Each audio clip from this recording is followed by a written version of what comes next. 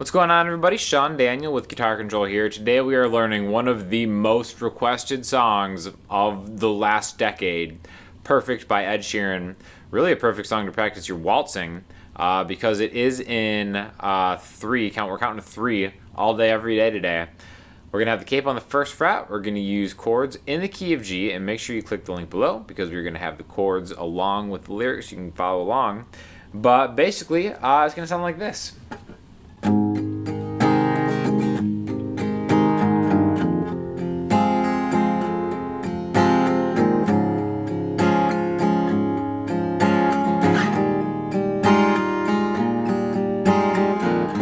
So there's three different parts that we're going to talk about, 3.5, but that's going to be the gist of how we're going to be playing it, all right?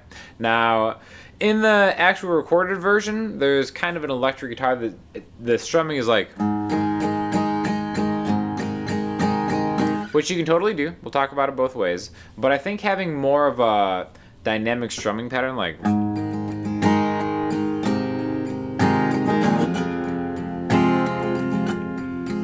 makes for like a really great sounding, easy acoustic guitar accompaniment type pattern, right? So we're gonna start off tried and true. G major chord. These are chords in the key of G, again relative to the capo. All right. So my middle finger is grabbing the G on the E string, 4th fret, 3rd fret relative to the capo. All right. Pointer finger, 2nd fret on the A string. I'm getting my ring finger, 3rd fret on the B string. We're gonna talk about why that is a little bit later. But strumming pattern is gonna be like this. So we can think of this as maybe 2 bars of 6 even. 1, 2, 3, 4, 5, 6. 1, 2, 3, 4, 5, 6. Or if we wanted to say 2 bars of 3, 1, 2, and 3, and 1, 2, and 3, and however you want to count it, doesn't really matter, but that's the vibe. Now I'm striking the low E string first, the root note of the chord first. Okay, so if that's going to be like a 6 count, 1, 2, 3, 4, 5, 6. Right there, that was all downstrokes. I'm working my way through the G chord. I think that plays a little better than just hitting that G chord all the time. I think it sounds pretty good. Now we can add a little bit more to it to make it sound like this. Now you'll notice I'm adding some upstrokes. 1, 2, 3, 4, 5, and 6 and. All right? So the 5 and the 6 are both getting upstrokes now as I'm working my way through the string set. 1, 2, 3, 4, 5, and 6 and. There's where those upstrokes come in, right? I'm kind of working my way through the strings. What I mean by that is maybe on the 1 count, getting just the root note, the 2 count, going for the lower 3 strings. 1, 2, 3. 3 count, I'm getting a little more of the chord, maybe aiming for the D, G, and B string. The great thing about open chords is even if you hit a string you're not intending to hit, the open strings will help you and it won't sound bad. 1, 2, 3, 4, 5, and 6 and. So that 4 count, I'm getting a little more of a dynamic, which again, that's why it's still like in 3 because the 4 would be 1, 2, 3, 4, 5, 6. There's an accent there, or just a 1, 2, 3, 1, 2, 3. 1, 2, 3, 4, 5, and 6 and. See that 4, 5, and 6 and. I'm getting down, down, up, down, up. We can apply that to all these chords. All right, so starting out with just that G major chord. Again, E minor. Same strumming pattern, but now I'm starting with the open E string as the root note. And again, I just have my middle finger on 2A, my ring finger on 2D. 1, 2, 3, 4, 5, and 6, and 1, 2, 3, 4, 5, and 6, and C. Same thing. And this is going to be an interesting way to play a D chord, optional, but I just want to talk about it in relation to the C. So ring fingers on 3A relative to the capo, middle fingers on 2D, open G, pointer finger is on 1B. All right, so same thing, hit the root note, 1, 2, 3, 4, 5, and 6 and. The root note being on the A string now. The cool thing about having this C-shaped chord, the C chord, in the key of G, is you can actually just go 2 frets higher and you get this really cool sounding D chord. You can use this as a replacement for D major, which I actually think sounds more interesting and is easier than going C to a traditional D, which is middle finger 2 on the high E string, ring finger 3 on the B string, pointer finger 2 on the G string, right? 1, 2, 3, 4, 5, 6, 1, 2, 3, 4, 5, and 6, and. Or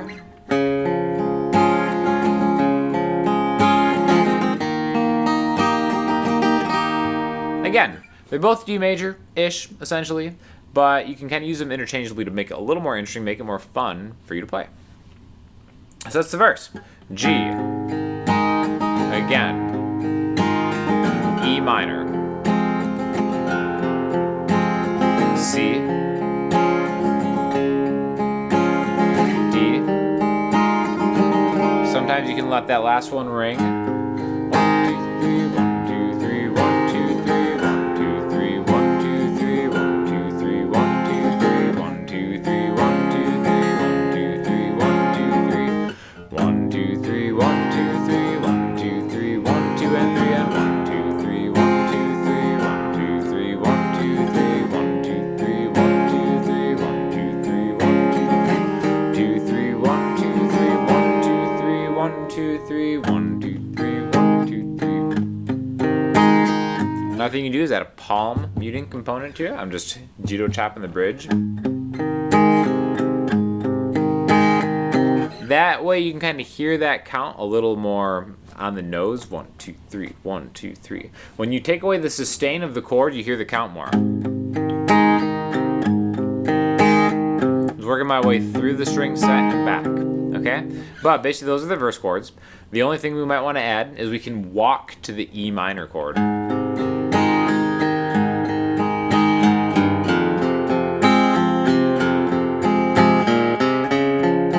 That's why you learn your scales, because then you can walk between the chords. All I do is go 3 to E,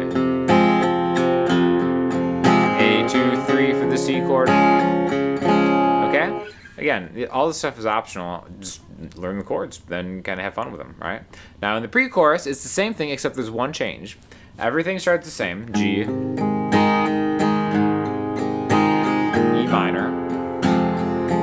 C is going to be the same, but that last chord is going to split the bar. Now to G, then to D. It only happens like the second time in a group of 2 on the pre-chorus, okay? It's when he sings the words this time. That's why it's good to click that link below, because you can follow along with the words. All it is splitting those counts in half, and the first half goes to G, the second half goes to D, okay? Again, that only happens every other time in the pre-chorus. Then we go to the chorus, all right? Now we're going to switch the order of the chords.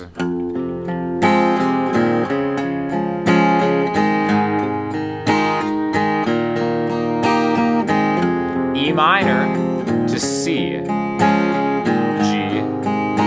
to D. Okay, E minor is the same, but now we're switching chords in half the time. This is a trick to kind of make it feel like the song is picking up without changing the tempo, because we are changing, the frequency of the changing is happening twice as fast. Instead of like a couple 6 counts on each chord, now it's just 1 6 count.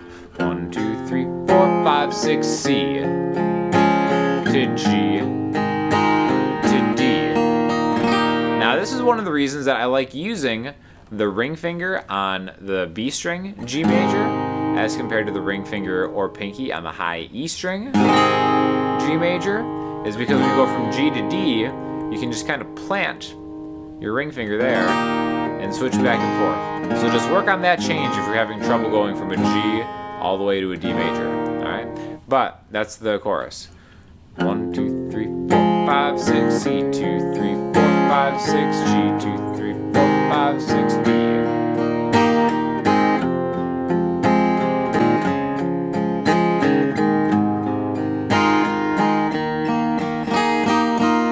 Cool thing is you can experiment with different hammer-ons, like right there. There's the E minor for the C. See how I did? All I did was middle finger hammer on, off in time. 1, 2, 3, 4, 5, 6. See how I did it on the 4? G to D. suspended chord stuff, which you can see later on in that song.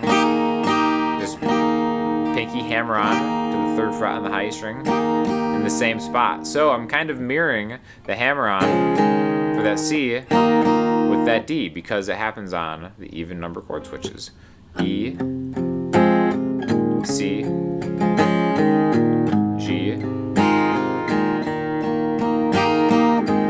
So you're kind of making a different vibe.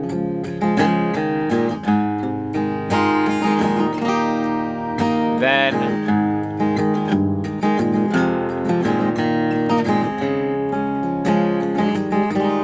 we'll call that maybe like a transitional part. We can call that an extra part if you want. But we're just walking back down through the chords starting on a G. Well, what that means is we're going through that scale. That's why you gotta learn your scales. Because you know that the note before G in the G major scale is actually F sharp, but we can actually just change that G over F sharp, or make it a D over F sharp. All I'm doing is every 3 counts, 1, 2, and 3, and F sharp, the 2nd fret. All I'm doing is I'm taking these fingers off, grabbing the F sharp relative to the capo, again, 2nd fret on the E string, 1, 2, and 3, and 1, 2, and 3, and E, D, C, back to D, the saucy D, then back to G. To go back to those verse chords.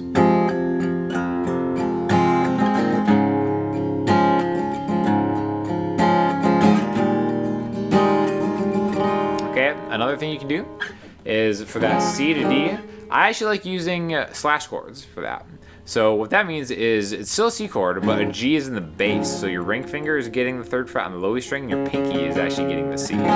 So the root note is still the A string, 3rd fret, a C, but the lowest note, the bassiest note you'll have is actually a G. That's why it's called a C slash G chord. This would be a D over A. Same thing, but I think it's got a cool sound. It's got a nice fuller sound than a high-voiced D major chord like that. Okay, so let's go through all the parts. The verse is G. 6, 1, 2, 3, 4. Walk it to E minor. C. D. Pre-chorus sounds the same, but let's say we're on the 2nd part of the pre-chorus. Remember, everything is still 2 full times around, even the C. But now, we're splitting that bar with G and G. Then we're gonna switch to the chorus. E minor, C, G, D. So pretend this is the last one. E minor, C.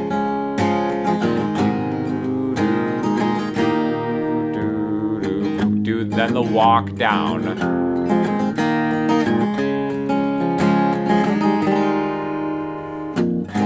Again, learning your scales really helps you memorize the song. A lot of times, when I was first starting out, I didn't know anything about scales and chords. I'd see like that. Okay, G, F sharp over D, E minor, D, C, D. It's like, that's a lot of chords that happen in what seemed like a flurry. But then when you think of it, it's like, I'm just going backwards through the G major scale. And again, it's just G, A, B, C, D, E, F sharp, G. It's just the alphabet, but F has F sharp. Just go backwards. G, so before that F sharp, so before that E, so before that D major, before that C, back to D, then back to the beginning, or just end and resolve on G. So, I'm telling you, you should learn this song. This gets requested all the time. People love this song, and not just ladies and old people. Manly men can love this song too. It's a banger for sure. Let us know what you think, what you thought of this lesson, what else you'd like to see me teach in the comment section below, because we're always taking requests, and we've got a ton of other great lessons from other great instructors on the Guitar Control channel. So just feel free to click around, check it out, and like I said, let us know what you think and what you want to see next, and I will talk to you soon. Thanks a lot.